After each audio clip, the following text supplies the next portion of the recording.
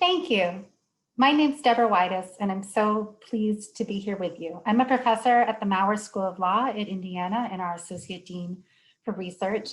And it's my honor to get to moderate this panel, Power, Women's Political Participation in the United States and Around the World.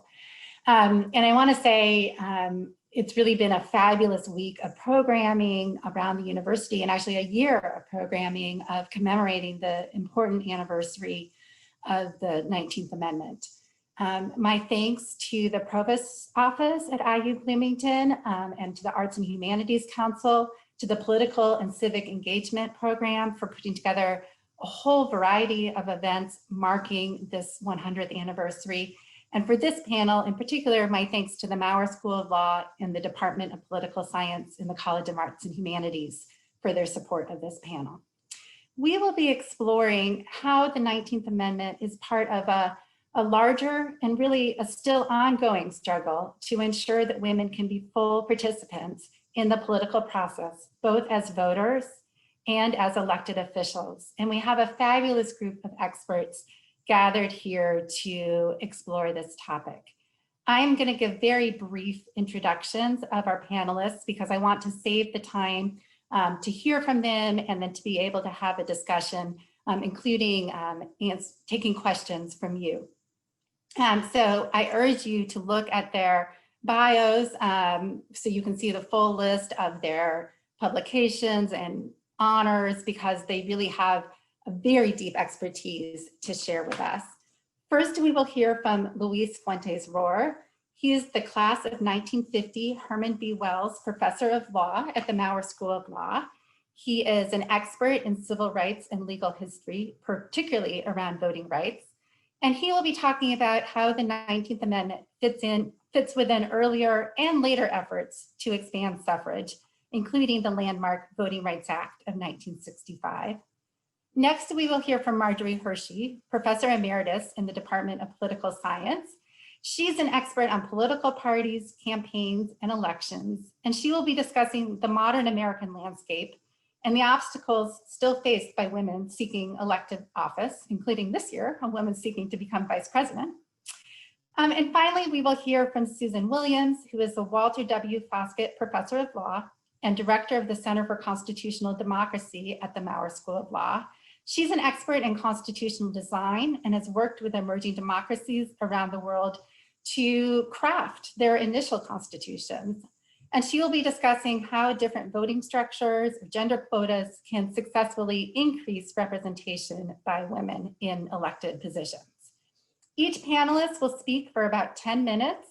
Then we'll have a little general discussion and we welcome questions from you. I believe you can do those both while the talk is going on and then after each of the panelists has presented when we move into open discussion. And with that, I'm going to go ahead and turn it over to Luis.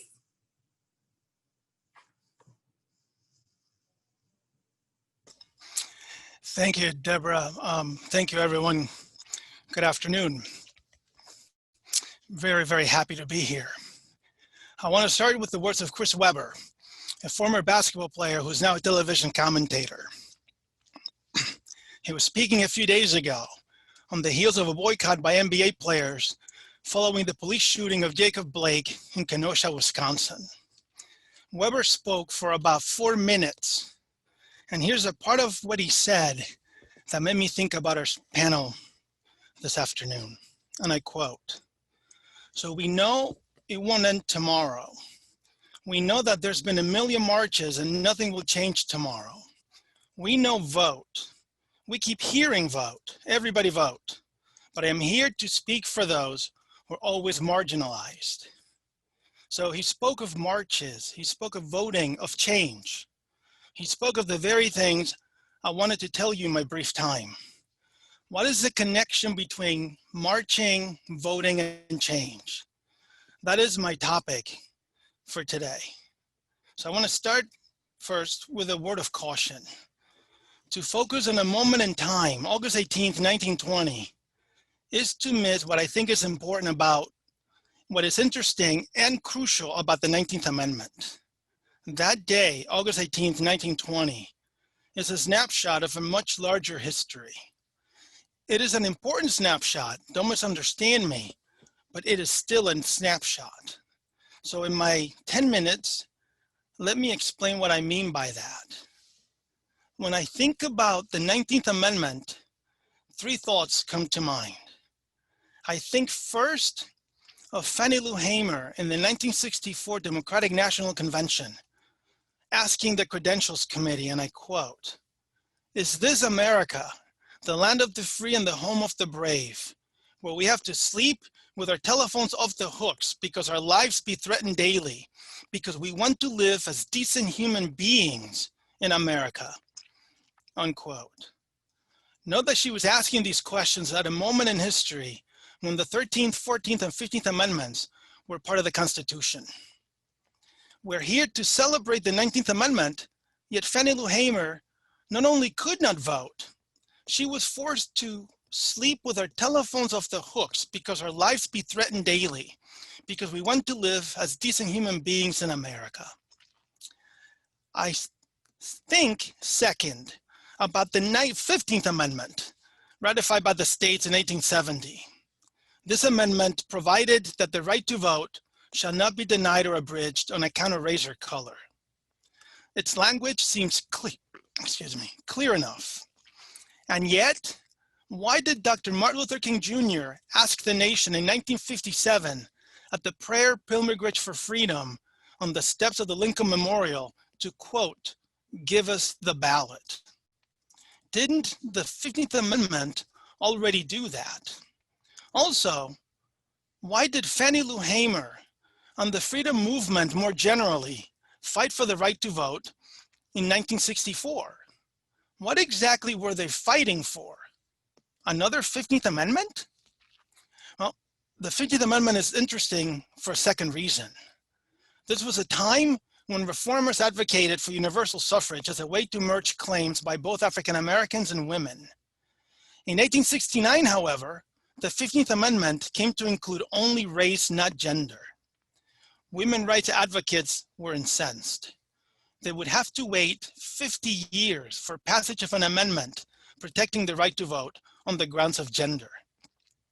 Just as importantly, if often missed, African Americans would have to wait 95 years until passage of the Voting Rights Act.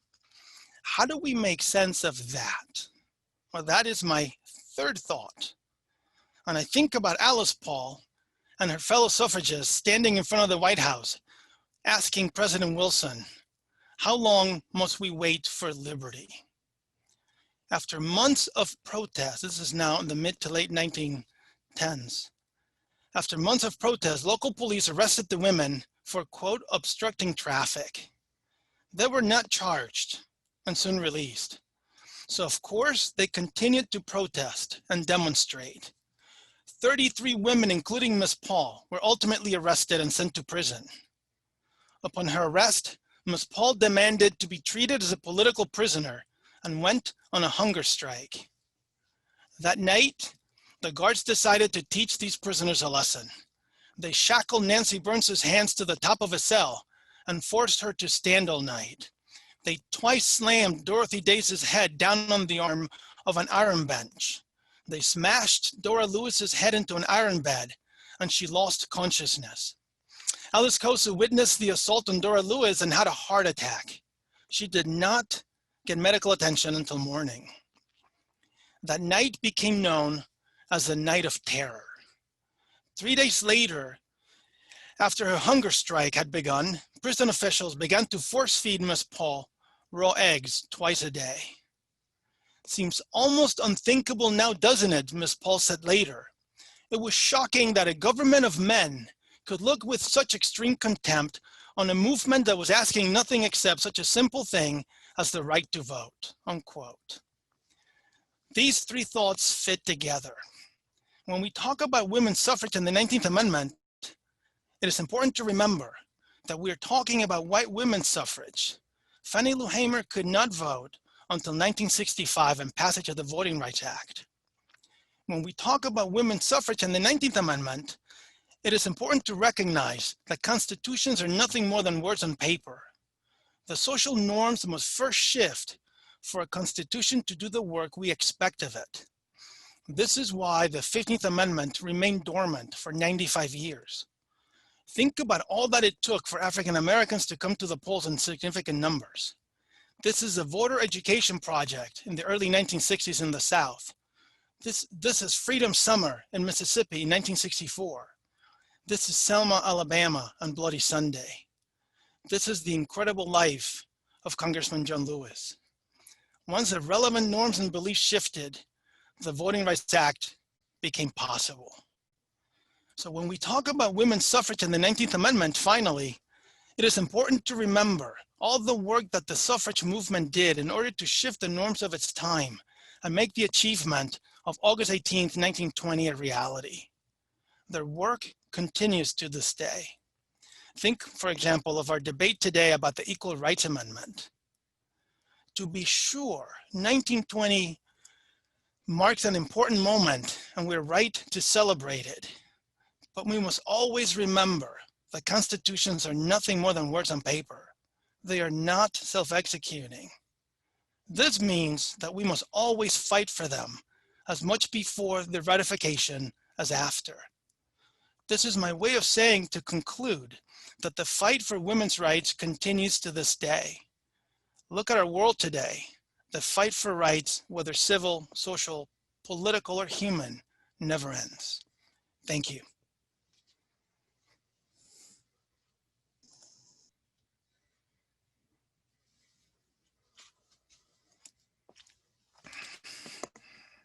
Thanks so much, Luis. I think that was a really, first off, just moving and helpful review of how the 19th Amendment fits in this larger story, and a perfect transition to Marjorie, who will be discussing some of the ways in which that struggle.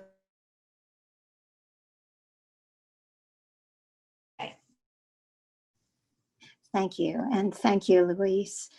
Let's bring this up to today and talk about women's political representation. The aim of the suffrage movement was to make sure that women were full citizens, and that wasn't just a question of women having the same rights and responsibilities as men. It also served as insurance that the concerns of women as a group would be taken into account.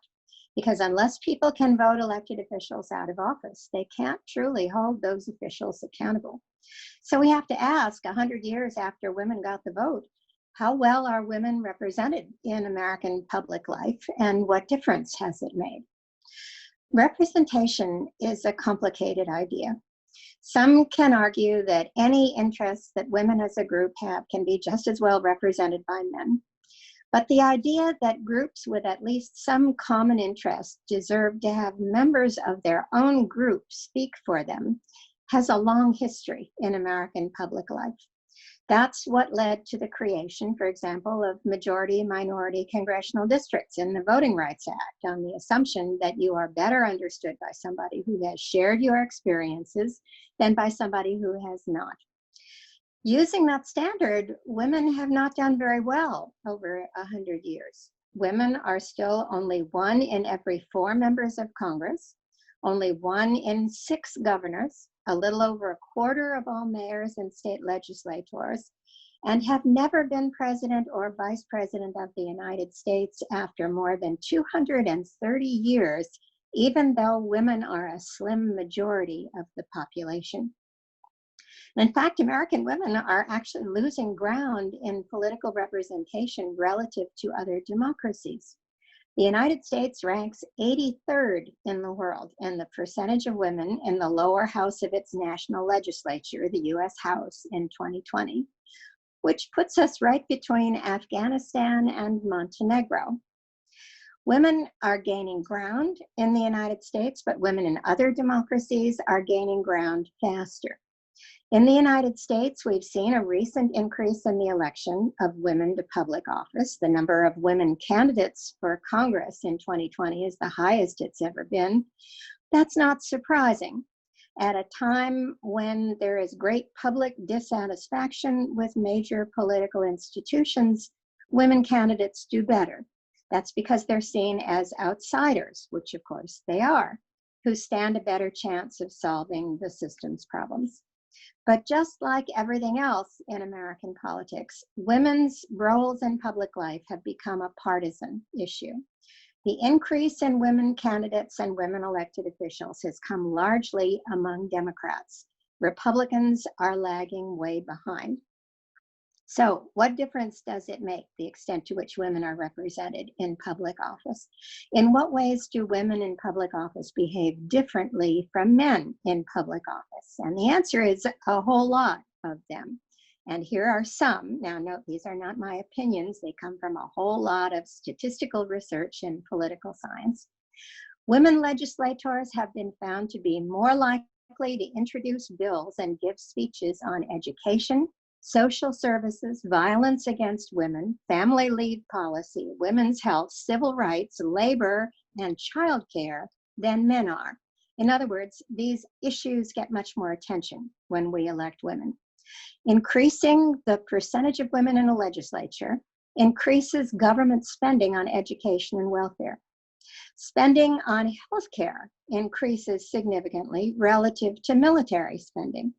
Women in public office tend to be more liberal on gun control, welfare, education, taxing millionaires, LGBTQ rights, criminal justice, and especially on issues that disproportionately affect women, including abortion, paid parental leave, and equal pay for equal work.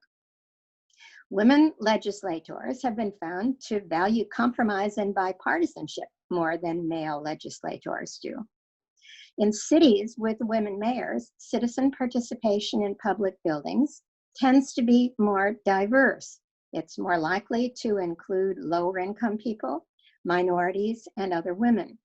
And maybe most important, in communities that have more women elected officials and where women in politics receive more media coverage, young girls are more likely to talk about politics, to say they are interested in running for office when they grow up, to have higher aspirations for their own education and careers, and their parents also have higher aspirations for their daughters.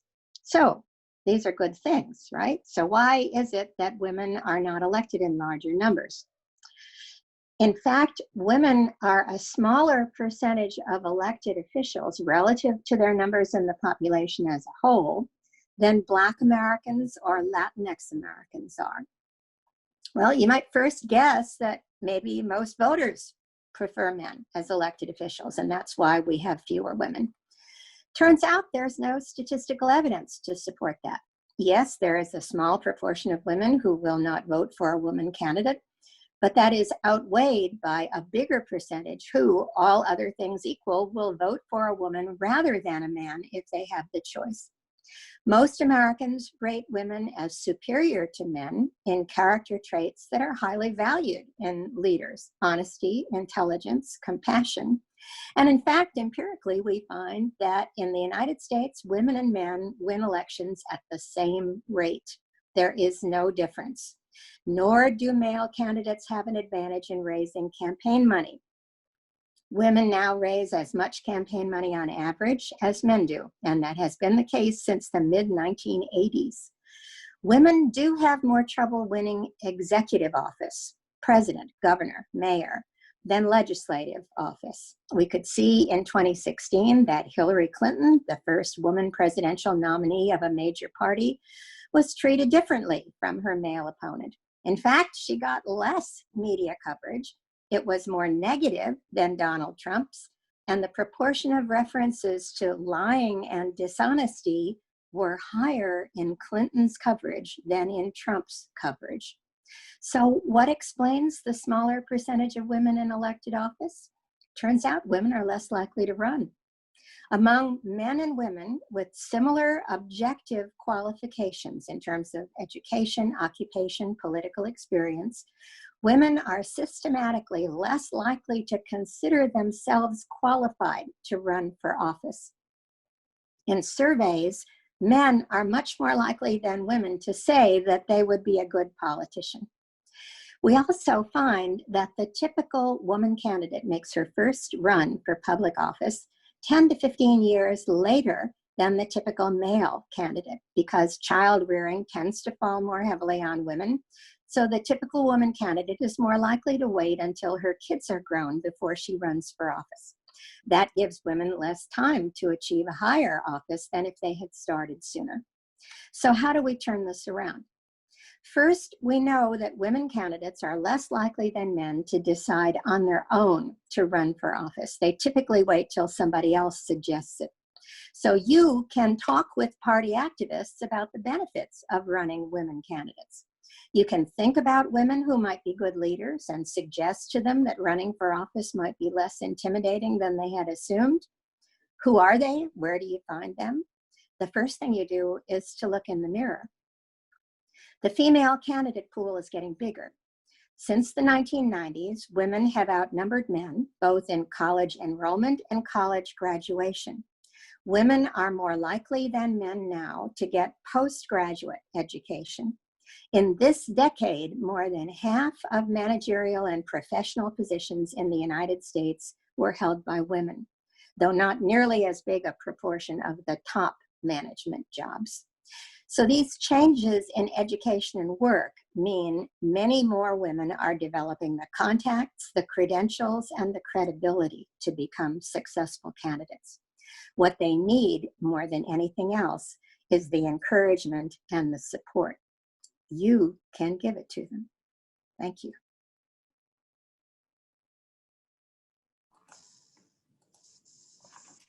Thank you so much, Marjorie. I am newly hopeful. And I do also want to highlight that Professor Hershey put together a resource with the citations for much of the research that she just referenced there. And if you would like to see it and be able to look at some of the underlying studies, that is now available on the Art and Humanities Council's website, so you can download it there.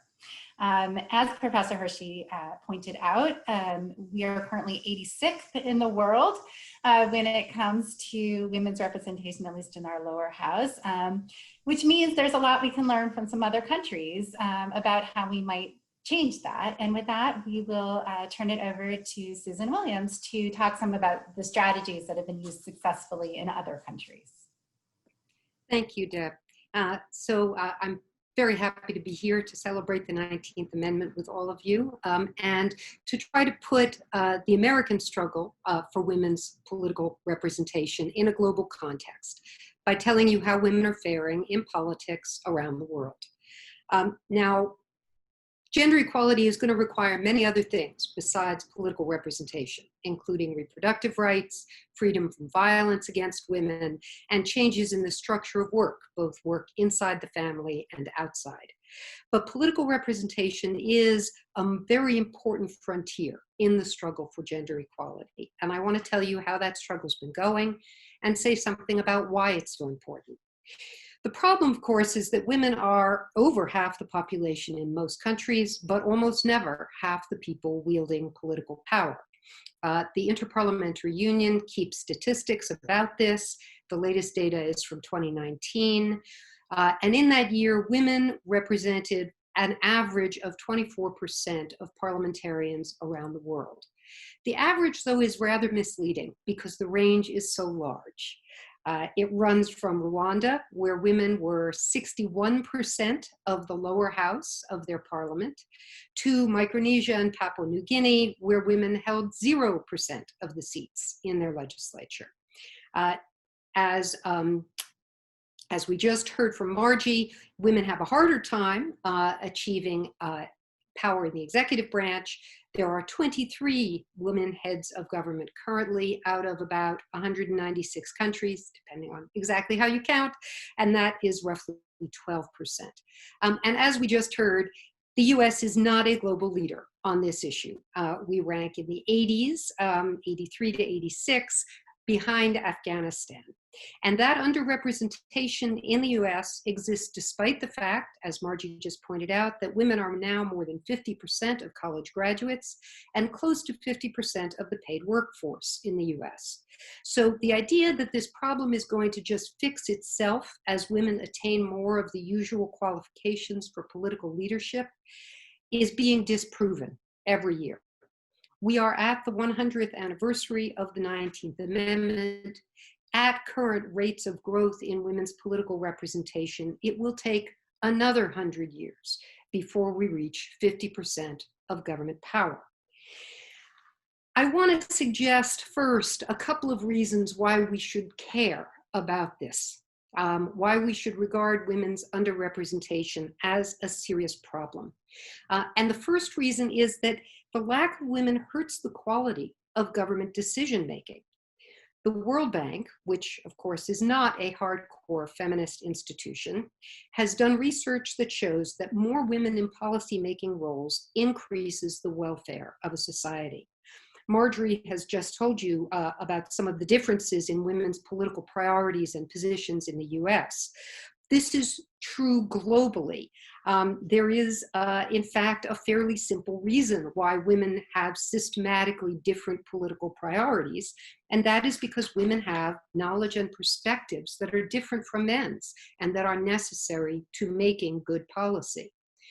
Now, women have many different perspectives, of course. There is no one view that's shared by all women, but women's views are shaped by their experiences as women, which in most places in the world are still systematically different from the experiences of men. And legislatures that lack women lack half the information and experience that they need to make good policy.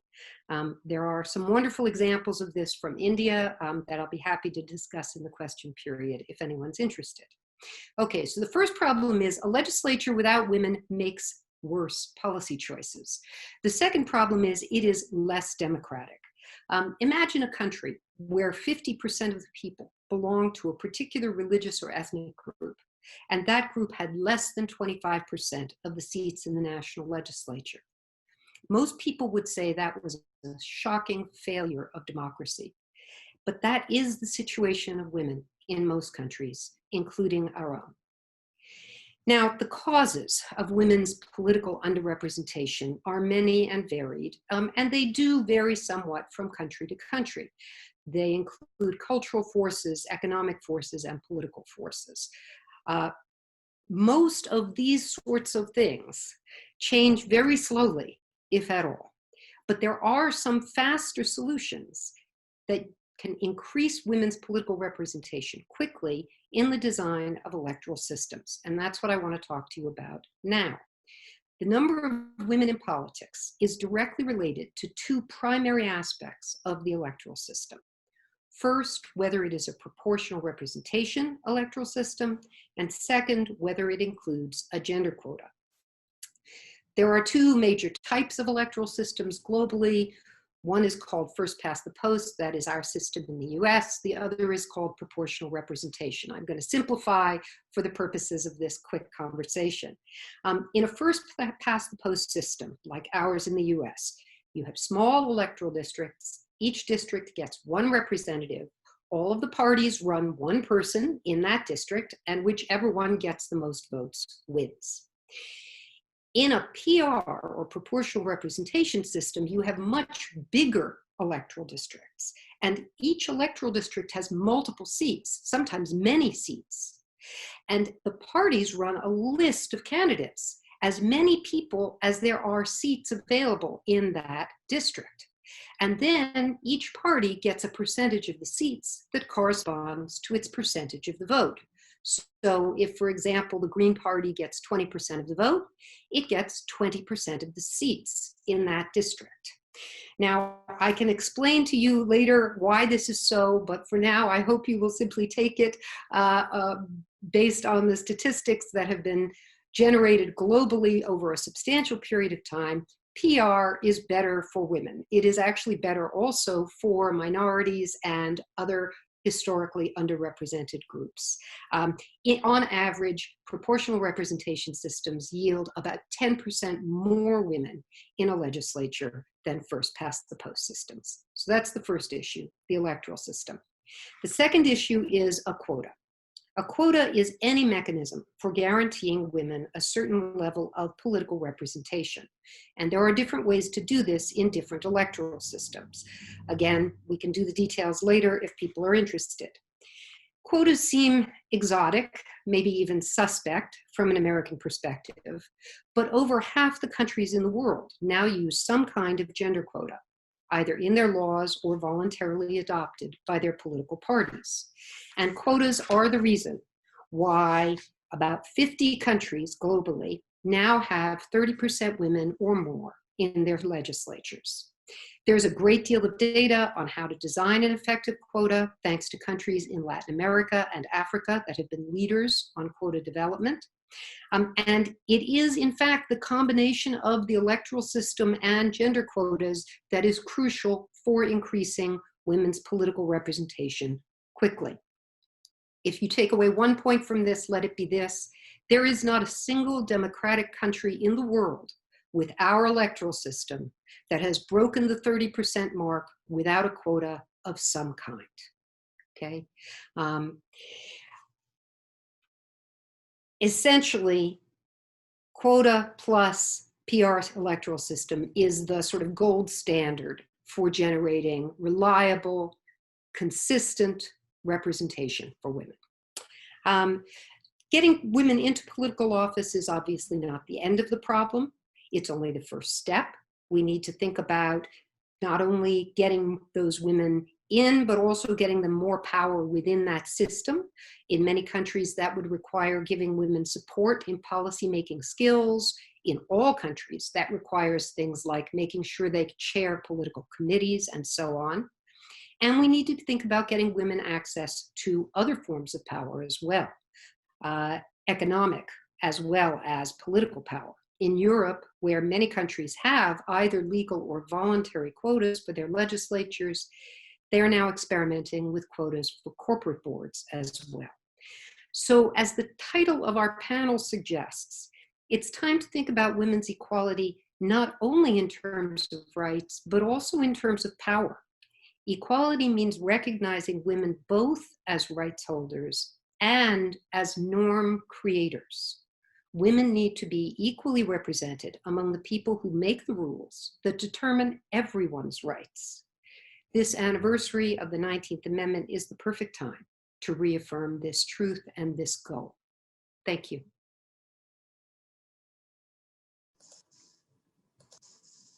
Thank you so much, Susan, and thank you to all of our panelists for giving a lot to think about in terms of the 19th Amendment, the larger American experience, and what we can learn from the rest of the world. I want to encourage you to please go ahead and ask questions for the panelists. But I'm going to start by just asking, I have seen studies, and this is based on a relatively small number of women executive leaders, because as we heard, it's harder for women to end up in the top executive position in countries. But I've seen studies that have suggested that countries that do have women as the executive have done better in responding to the pandemic in various ways.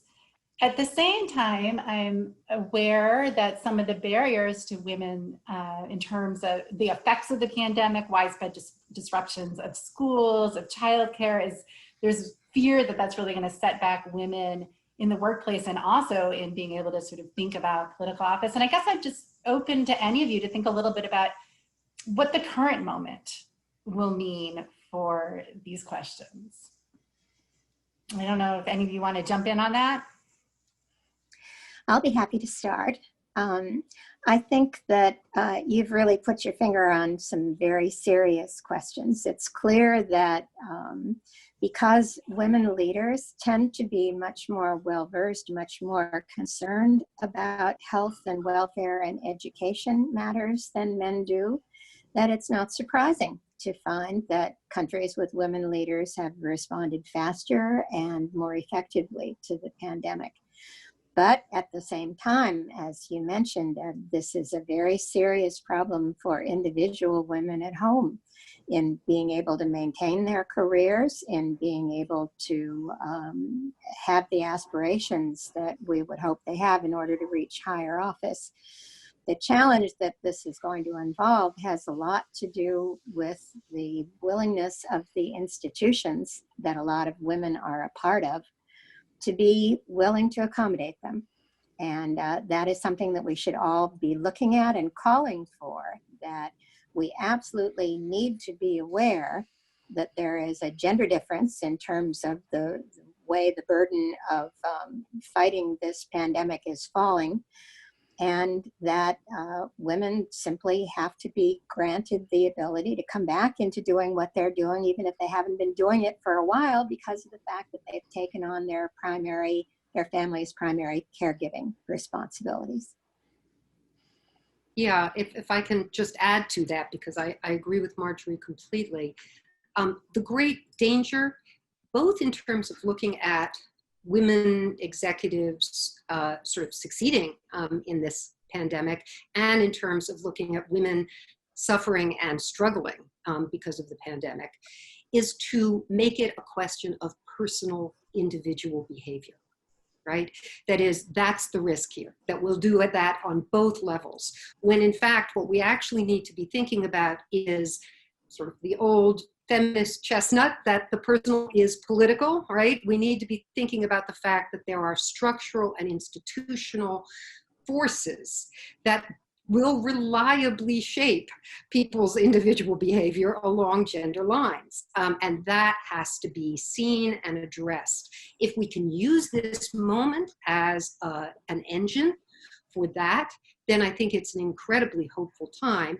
And I do see some of the attention to other social justice issues moving in that direction, wanting to talk about this not just as sort of bad individuals, but as structural change. And I hope we can do that for gender as well.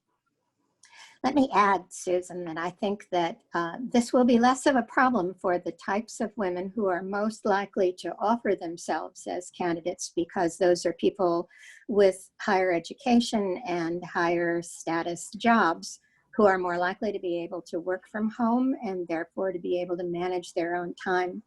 The real burden of this pandemic is falling on people who are the front line, the working class, the less educated, the lower income workers.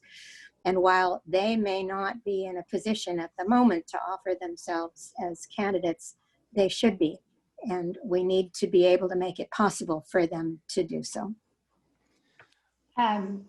Louise, did you want to? Very quickly, what comes to mind as we think about 1920 and our present moment is how many of these issues are not new. And Marjorie, I think you mentioned it, how the suffrage movement was not only talking about the right to vote, and in fact, soon after 1920, they moved on to continue their fight to expand equality.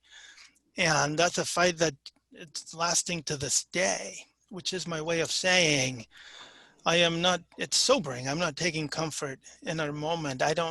I'm not a pessimistic person, but the fact that this is still here with us and we're still fighting the same questions that we've been fighting for over 100 years. One place that I think is maybe helpful, but it didn't work out that way back in 1860, 1870, with the idea that merging interests might lead, right? I think, Susan, you mentioned like the idea that now we're fighting about healthcare, for example. Well, maybe we merging the issues in a way that groups can come together to fight for things that they share in common. As I said, it didn't work out in the 1860s. Not to say it couldn't work out today. I'd like to go to an audience question that we got now from the PACE Facebook account, which asks that, based on the statistics you've given about how women are more fully represented in other countries than in the US, and I think, Susan, you talked a lot about structural issues. And the question is really, what cultural factors might influence this? And if I could also build on that, how does one change those cultural factors and cultural norms? Because I think as we were just discussing, many of these fights have been going on now for 100 years or more. Yes, so obviously culture is hugely important everywhere in terms of this. And I think it's important to sort of recognize that culture is not a monolith in any country. And that's not just because there are subcultures, by religion, ethnicity, geography, and so on.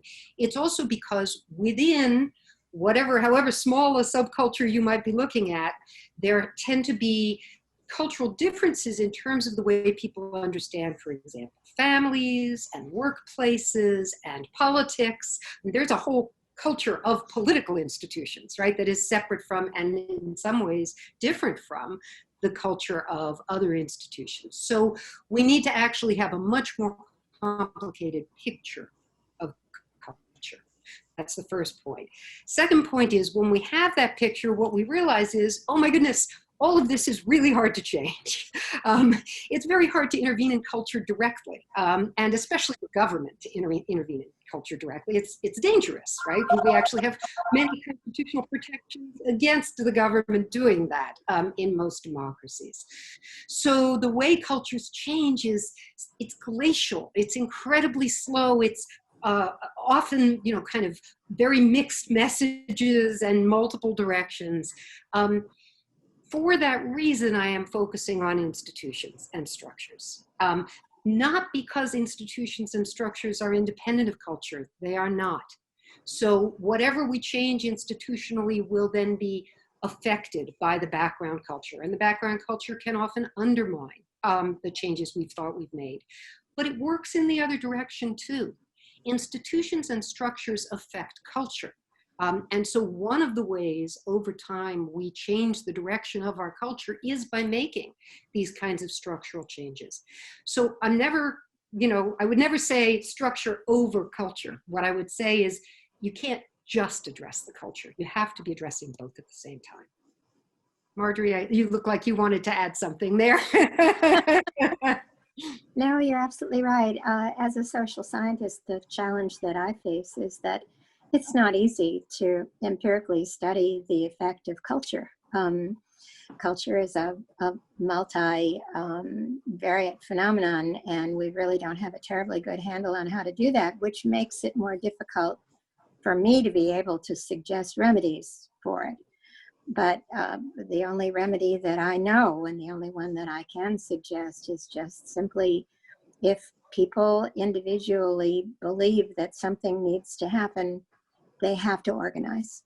Organization is the key. Finding other people who agree with you, learning enough about how the political system works so that you can figure out what are the ways you can get into it and how you can affect it, and then acting.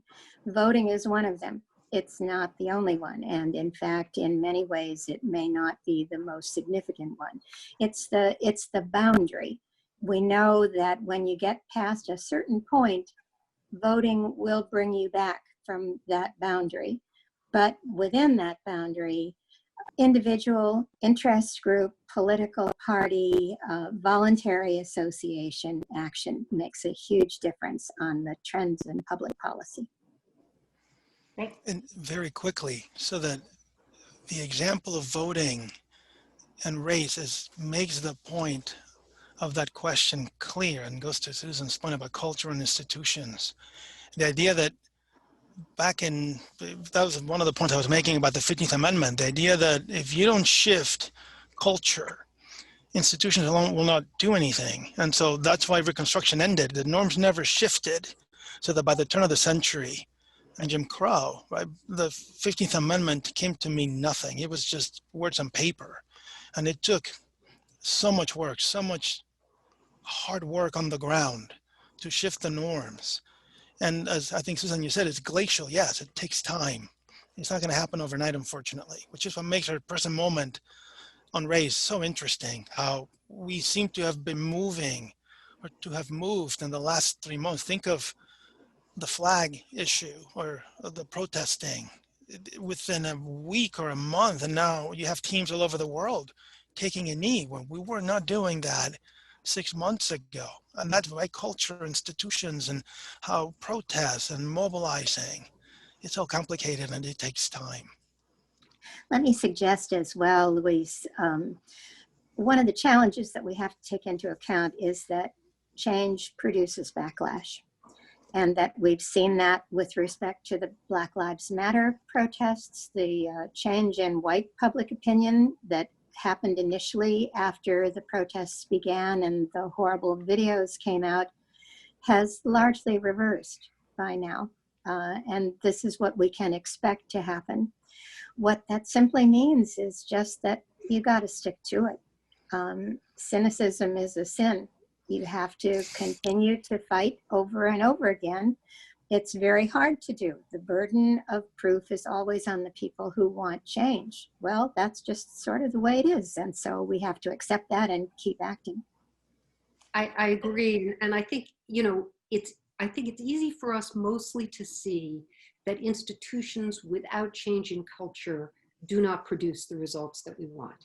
What I'd like to emphasize is that change in culture without changing institutions also does not produce the result that we want, because the cultural change will be constantly fighting the same battles over and over again if the institutional structure is creating and incentivizing all the stuff we are condemning, right? And so we actually have to be working on both fronts at the same time. Neither one alone is actually sufficient.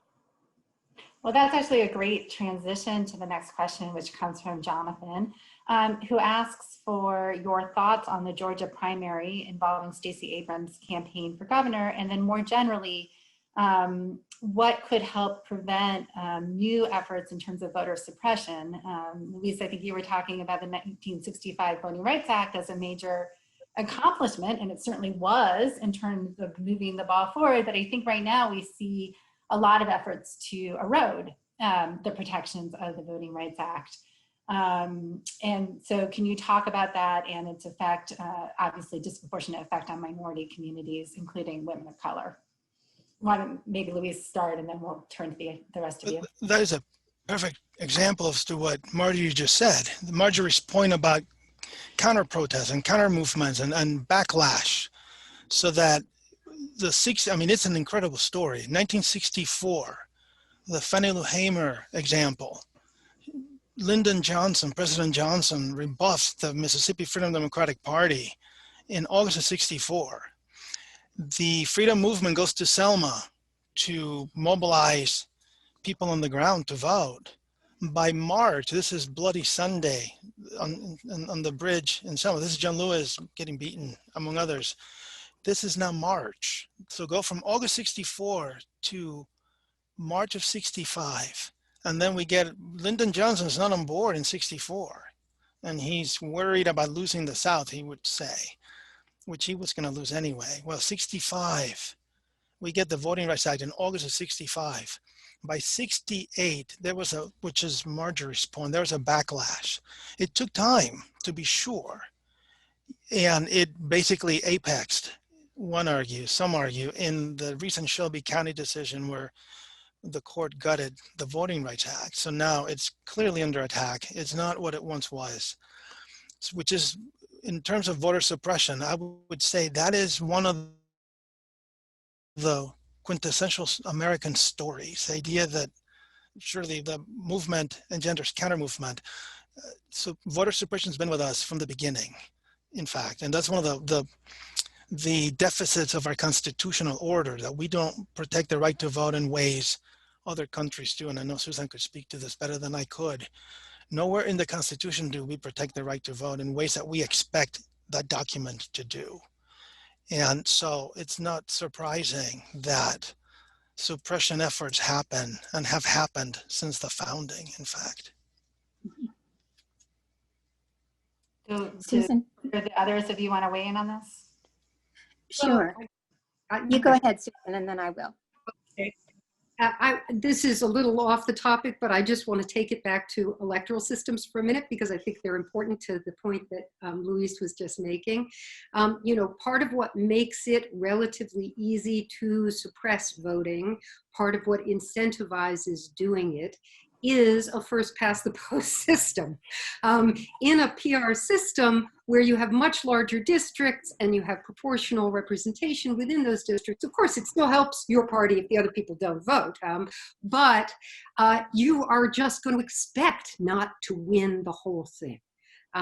And you can avoid the whole gerrymandering issue through that kind of electoral system design. So I think, again, structure facilitates certain kinds of interference with democratic rights, and structure can actually resist certain kinds of interference with democratic rights. And we don't pay much attention to that, but we need to.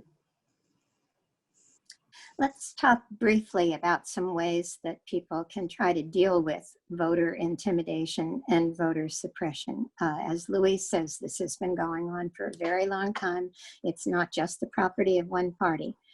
There are a whole series of ways in which that's been happening recently. One of them is voter identification laws and proof of citizenship laws. People often say, well, you have to show an ID every place else. Well, actually, no, you don't. If you don't happen to do purchasing by a credit card, you're not going to be using a credit card. Not everybody has driver's licenses, and the people who don't have them are systematically different from the people who do. They're more likely to be people of color, people in urban areas who don't need a car, people who are older who can't drive a car, people who are lower income who can't afford a car. And those people are likely to differ from others in terms of their partisanship. There have been a number of instances in Georgia in the primary, for example, and in the general election, in which police have been stationed near polling places. If you go to the polling place and you see a police officer there, ask them what they're doing there, and then call your local party organization and say, I'm not quite sure why it is that we need a police officer at this polling place. We won't have to worry as much about voter suppression at the polls this time because there will be a lot more voting by mail. That means there will be a lot of disinformation campaigns that have already started telling people, don't vote by mail, do vote by mail. The election is actually not on Tuesday, November 3rd, it's on Wednesday, November 4th, and you don't have to get your vote in until that time. The single most effective way to get somebody to the polls is to urge them personally to do that. If you find somebody who is not registered to vote, ask them to register. Go to turbovote.com and you'll be able to find out if you are registered and what you have to do in order to vote. But this is a matter of individual action as well as institutional action. And the individuals, they are us. And then we have one other audience question, wondering about how the Judeo-Christian ideology that kind of shaped our political system and the extent to which sort of different religions' ideas of gender roles limits women's opportunities, and how you balance that with, you know, at the same time, obviously robust protection for religious freedom. I don't know if any of you want to jump in on that. Well, I can give a little bit of a comparative perspective. A lot of the countries that I work in are not part of the Judeo-Christian tradition. I do a lot of work in Southeast Asia, and they are overwhelmingly Buddhist countries. My observation is that patriarchy is universal. It is not the property of any particular religious tradition. Pretty much all religious traditions seem to have patriarchal and less patriarchal strands in them. So this is a struggle internal to every sort of cultural milieu that I have seen. And in some ways I find that very reassuring, because quite honestly, the question's interesting to me, because when I go to places like Burma or Liberia, what they say to me is, oh, gender equality is a Western value that you're trying to impose on our traditional culture. And of course, no, actually, gender equality is not a Western value. Patriarchy is a Western value. That's our tradition too. And it's everybody's tradition. And within those traditions, there are and have been for a long time women everywhere who have been challenging those ideas. So what I would say is, rather than assigning these sort of views to particular traditions, what's helpful is to look within the tradition of any given country for the resources, and there are always cultural resources available, that give you purchase for the idea of gender equality. And that is, in fact, what the women around the world are doing. Other thoughts, either of you? All right. I'm curious, so I think we've talked a lot about obstacles and ongoing obstacles. What makes you hopeful? Does anything make you hopeful? And what is it?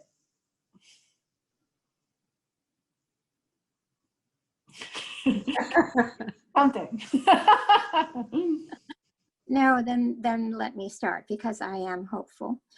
I think that, Martin Luther King Jr.'s point about the arc of history bends toward justice, not without help along the way. And I think it's perfectly reasonable to have hope that that help is coming. I think demographically, we're seeing a remarkable change in the United States. And that change is going to benefit a small d democratic system, because, as you say, Deborah, the more voices, the better a democracy. The more perspectives that we hear from, the better decisions we can make. It's just clear that the demography is changing such that the United States will soon be a majority-minority nation. That means, of course, that right now we're in the middle of the backlash. We're in the middle of the groups that believe they will lose power, doing their very best to push that time off as far as they can. But democracy and demography are both fierce. Sooner or later, those times will come. And I have a great deal of faith that things will get a lot better when they do.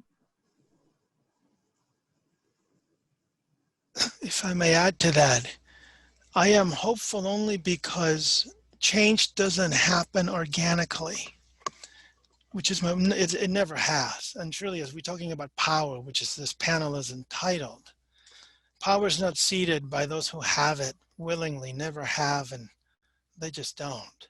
So when you think about change in this country, you think about the history of race in this country, you think about the history of gender advancement in this country. Alice Paul, if you read about one person, I would recommend her. Fannie Lou Hamer, there's so many people who work so hard. They're incredible stories, and that speaks to me also about the fact that history is so too often hidden from us, right? And then you think about why that is. But people fought so hard and achieved so much, and sometimes in short spurts of time, so that it gives me hope in that we can achieve things. People can. They just have to want it, sometimes very badly, which is sometimes the problem, of course. If I can just throw one last word in, what gives me hope is the possibility of empathy. I don't think that there is hope without that. But to the extent that I see some movement and some backlash against this movement in our politics towards a recognition that we sink or swim together, we have to pay attention to each other's pain and care about it, I think the only hope for politics actually lies in that. Well, I want to thank all of our panelists and thanks the audience for the great questions. And I'm sorry we couldn't get to quite all of the questions we received, but I think this has given all of us a lot to think about, and yes, reason to be hopeful as well. Thank you. Thank you.